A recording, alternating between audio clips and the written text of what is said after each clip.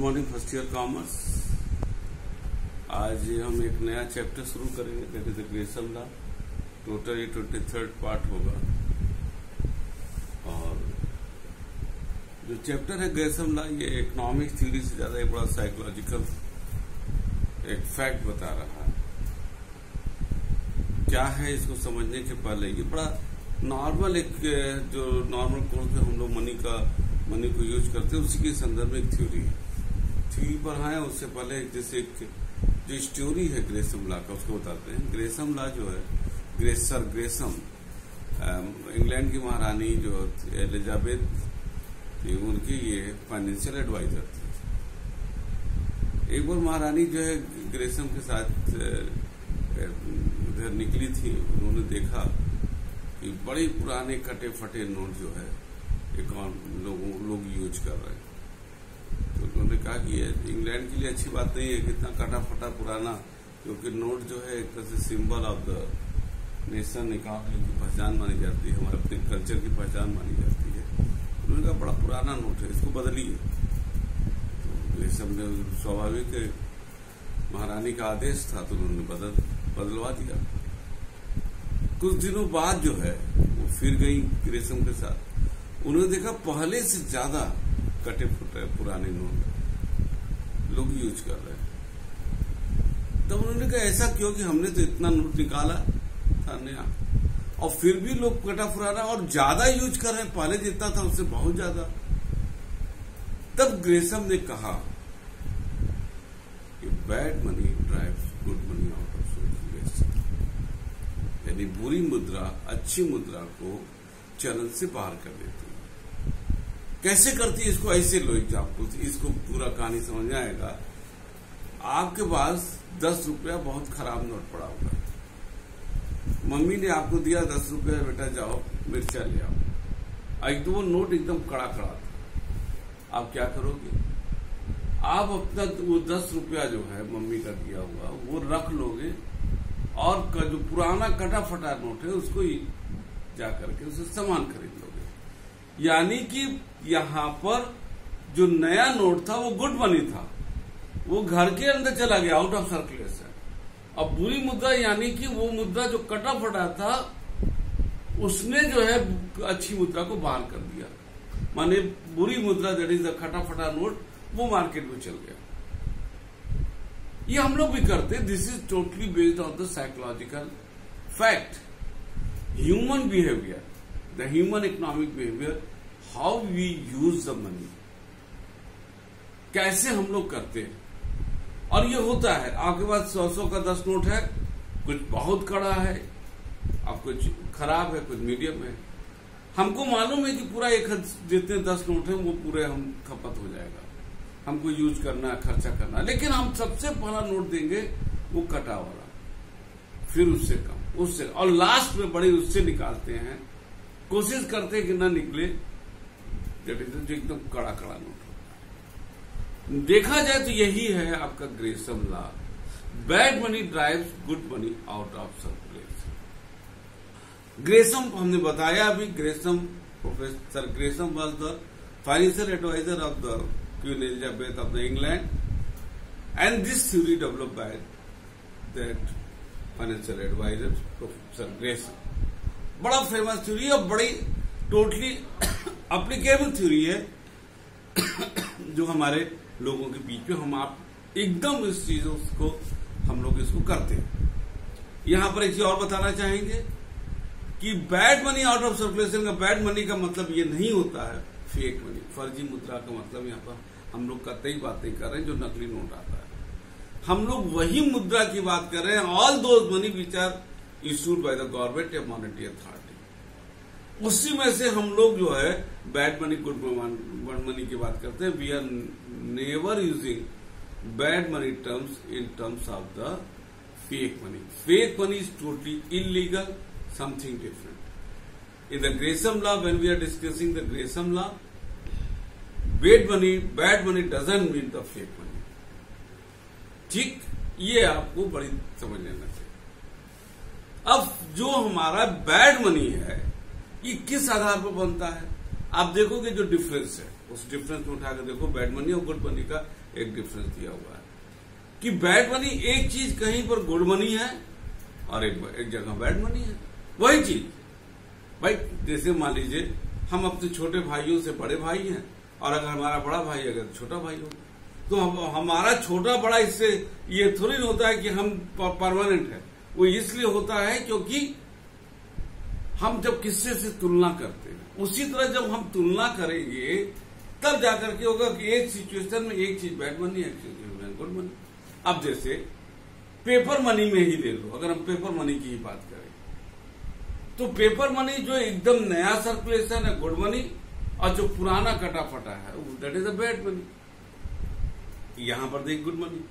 अब वही paper money और मेटेलिक मनी की बात करें, metallic money that is the full body money, सोने चांदी का। तो पेपर मेटेलिक मनी में जो है इंस्टिंग और एक्सटिंग वैल्यू दोनों सेम होता है, लेकिन पेपर मनी में नहीं होता है। अब in that case metallic money is the good money और paper money is the bad money, है ना? समझ आ रही की बड़ी बात। उसी तरह आप आइए, आप तमाम है उसमें आपका, जैसे एक तो ये हो गया when the metal coins are in circulation. अब मेटल कॉइन्स में आ जाइए, सिर्फ मेटल ही है, वहां पर क्या होगा? अगर मेटल है जो पुराना है, जो घिस उस गया, वो बैड मनी हो जाएगा, जो नया इशू है गुड मनी हो जाएगा। अब अगर काइंड्स ऑफ पेपर मनी की बात कीजिए, हम लोग चर्चा कर चुके हैं। अब कन्वर्टेबल इनकन्वर्टेबल की बात करिए तो कन्वर्टेबल गुड मनी है और इनकन्वर्टेबल बैड मनी है। तो यहां पर कोई भी चीज गुड और बैड होता है जब हम दो की तुलना करते हैं, उस सिचुएशन में कौन गुड होगा और कौन बैड होगा। एक सिचुएशन में जो गुड है वो दूसरे सिचुएशन में बैड हो जाएगा, अब ठीक है ना, और एक बैड है तो किसी सिचुएशन में गुड भी हो सकता है। तो it is totally depend upon that circumstances, and that in that circumstances when we compare two money in circulation with each other, उसमें आ जाएगा गुड कौन है और बैड कौन है। जो ये आपका डिफरेंस दिया था वो इसी पर है, 4 डिफरेंस दिया है। Explanation of the Gresham law की बात करें, इसमें एक डिफरेंशन हम थोड़ा सा बोलना चाहेंगे। प्रोफेसर ग्रेसम का डिफरेंशन तो आपने देख ही लिया। प्रोफेसर मार्शल बहुत फेमस इकोनॉमिक्स है, इनका जो डिफिनेशन है, inferior currency if not limited in quantity, यदि क्वांटिटी में लिमिटेड नहीं है, इसको हम लास्ट में एक्सप्लेन भी करेंगे, will drive out the superior currency, superior currency को बाहर कर देगा। Professor Marshall the famous economist of India ने उन्होंने कहा था। Explanation of the Gresham law में आते हैं कि किस किस आधार पर, जैसे दिया है वेट, अगर वेट है, वेट सही वेट का currency that is the good money, और अगर वेट लूज कर गया है that is the bad money. Second point है न्यूनेस, नया है तो गुड मनी, अगर पुराना हो गया है तो बैड मनी। थर्ड है पोर्टेबिलिटी, अगर हम एक जगह से दूसरे जगह आसानी से ले जाते हैं that is the good money.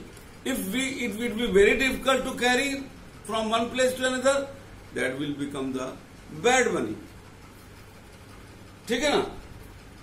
Value of metal, अगर वो जो है दो अगर करेंसी है, अगर एक महंगी है और एक सस्ती है तो महंगी वाली गुड मनी हो जाएगा और सस्ता वाला बैड मनी आ जाएगा, ठीक है।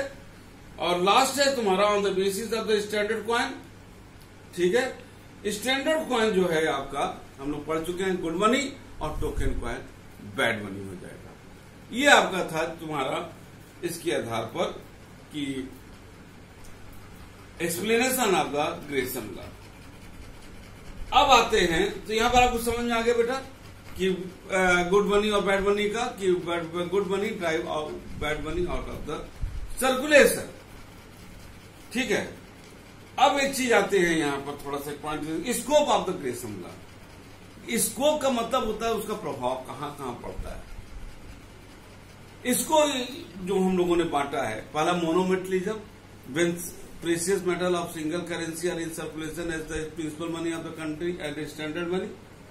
अंडर बायोमेटलिज्म, जो दो principal money gold and silver दोनों एक साथ सर्कुलेशन में है as standard money. Paper money में तमाम कंडीशन है, इन सब चीजों के आधार पर हम लोग अब इस चीज की तुलना करेंगे। तो पहले आते हैं मोनोमेटलिज्म। तो मोनोमेटलिज्म का क्या है? मोनोमेटलिज्म में एक सिंगल करेंसी, मान लीजिए गोल्ड है, गोल्ड जिसका एक्सटिंग और इंस्टिंग दोनों वैल्यू बराबर है, वहां पर वो सर्कुलेशन है। नॉर्मली देखा जाए तो मोनोमेटलिज्म में लागू नहीं होगा, लेकिन लागू हो सकता है यदि पूरा ये कंडीशन आ जाए। क्या कंडीशन आ जाएगा? पहला जो कंडीशन जो दिया है, अगर आपके पास मोनोमेटलिज्म में एक पुराना सिक्का है सोने का और एक नया है, पुराना मतलब जो घिस गया। आप ही देखो, जब आज सिक्का आता है, जो नया सिक्का आता है, हम लोग पहले उसको खर्चा नहीं करेंगे, पुराना सिक्का जो घिस गया उसको पहले जाके दुकानदार को दे देंगे। That is a one out coin. One out coin जो है आपका ये बैड मनी हो जाएगा, और न्यू जो नया आ जाएगा जो सही है वेट में, उसको हो जाएगा good money. Use of impure, यदि सिक्का है एक में मिलावट है और एक में मिलावट नहीं है, जो प्योर है that will become the bad good money, और जो इम्प्योर है जिसमें मिलावट है वो बन जाएगा आपका बैड मनी। तीसरा है आपका use of the secondary coin, although primary coin और secondary coin also put in circulation. अब देखो एक चीज है, आगे हम लोग डिटेल पढ़ेंगे। When the single currency of precious metal are in circulation, naturally for the small payment there is a secondary coin. Secondary का मतलब that is also the token coin. In that case आपका जो हो जाएगा Gresham law का जो है, जो प्रेसियस मेटल वाला होगा वो आपका गुड मनी हो जाएगा, और जो टोकन कॉइन है वो आपका बैड मनी हो जाएगा। ठीक है ना? तो आपको जो है यहाँ पर ये चीजें हमारे ख्याल से समझ में आ गई होंगी कि गुड मनी। आगे के क्लास में हम जो है हम लोग डिस्कस करेंगे आपका क्या कहते हैं बायोमेटलिज्म में, और दूसरा पेपर मनी में, और लास्ट में कि ग्रेसम लॉ लागू कब नहीं होता है, दैट इज द एक्सेप्शन और limitation of the Gresham law. उसको हम लोग नेक्स्ट लेक्चर में हम लोग उसको डिस्कस करेंगे। ठीक है ना? इतना आपके लिए बेसिक था। अगले क्लास के लिए हम लोग जो है तब तक आप इसको पढ़िएगा, और अगले क्लास में जो है हम लोग उसको मिलेंगे और उसको ग्रेसम लॉ लास्ट क्लास होगा ग्रेसम का, जिसमें हम हर चीज को एक्सप्लेन बाकी चीजें उसको कर देंगे। तब तक के लिए thank you and good bye.